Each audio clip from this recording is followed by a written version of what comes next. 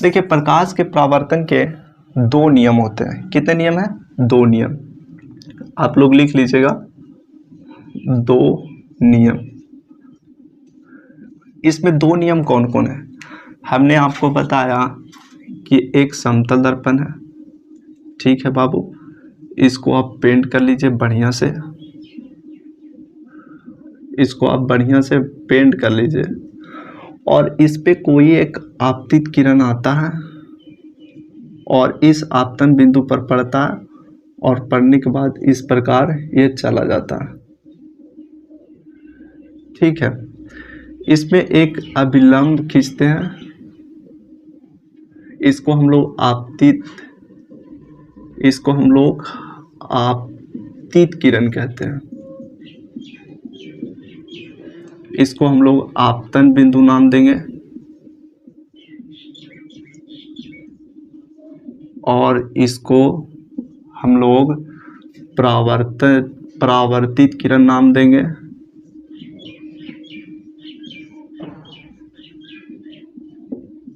और इसको हम लोग अभिलंब कहेंगे।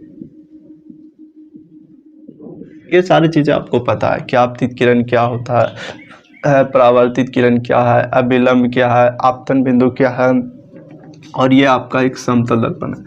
अब हम लोग परावर्तन के नियम को समझते हैं, और ये आप लोग नोट कर लीजिएगा बढ़िया से, क्योंकि ये आपके एग्जाम में पूछा जा सकता है, और प्रत्येक साल कोई भी सीटिंग हो, कोई ना कोई एक सीटिंग में दे ही देता है ये इस सवाल को।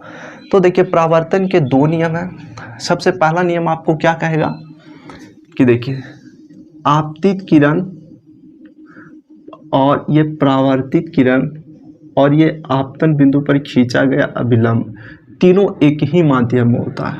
हमने आपको बताया कि माध्यम का मतलब समझाया ना आपको, कि अगर मान के चलो ये लाइट पड़ता है तो ये हवा से आ रहा, और जब ये इस प्रकार से जाता है तो हवा से ही जाता है, यानी कि माध्यम सेम है।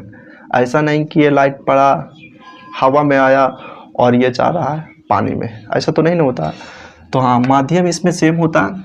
तो आप लोग लिखिएगा इसमें कि आपतित किरण लिख देते हैं हम आप लोग के लिए। देखिए आपतित किरण,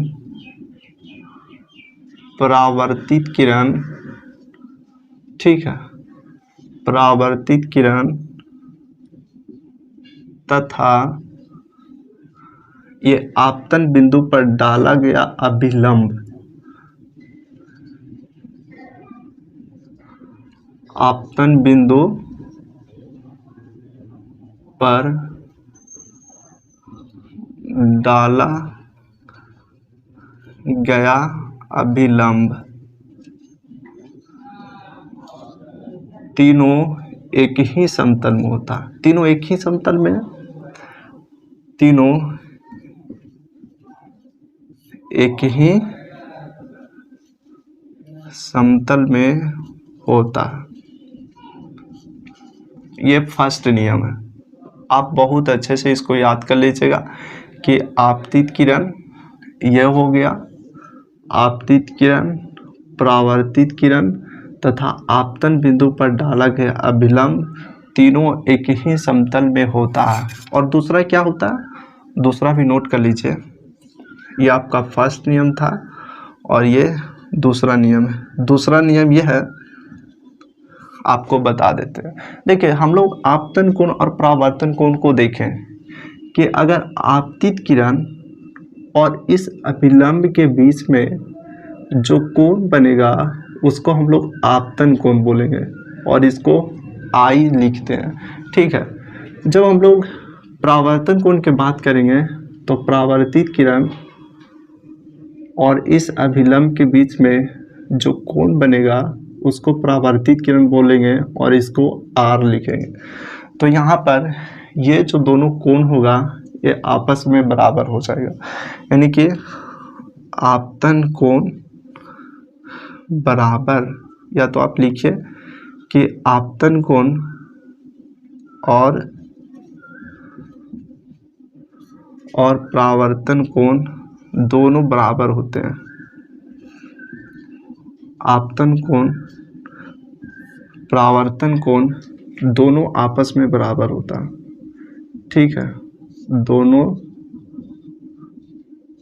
आपस में बराबर होता है। यहाँ पर लिख दीजिएगा कोण आई इक्वल टू कोण आर। और आपसे एग्जाम में ये पूछा जाएगा कि प्रकाश के कितने नियम हैं, आपको 2-3 ऑप्शन दे देगा और उसमें कहेगा इनमें कौन है। तो चूंकि हम आपको बता दिए हैं कि प्रकाश का 2 नियम होता है, एक आपका आपतित किरण, परावर्तित किरण और आपतन बिंदु पर डाला गया अभिलंब, तीनों एक ही समतल में होता है। दूसरा हमने बताया कि आपतन कोण परावर्तन कोण के बराबर होता है। तो आपको एग्जाम में ये दे देगा कि इनमें कौन सही है, आपको ऑप्शन दे देगा कोण आई बराबर कोण आर, कोण आई बराबर कोण ए। तो आपको पढ़ा हुआ है, कॉन्सेप्ट आपको पता है कि आपतन कोण और परावर्तन कोण दोनों आपस में बराबर होता है। तो ये आज की क्लास में हम लोग देखें कि परावर्तन के नियम भी देख लिए और प्रकाश के परावर्तन क्या होता है इस चीज़ को भी देख लिए। तो आज का बस इतना ही। अगले क्लास में एक नए टॉपिक के साथ, एक नए तरीके से, एक नए सोच के साथ फिर से मिलेंगे। तब तक आप लोग पढ़ते रहिए।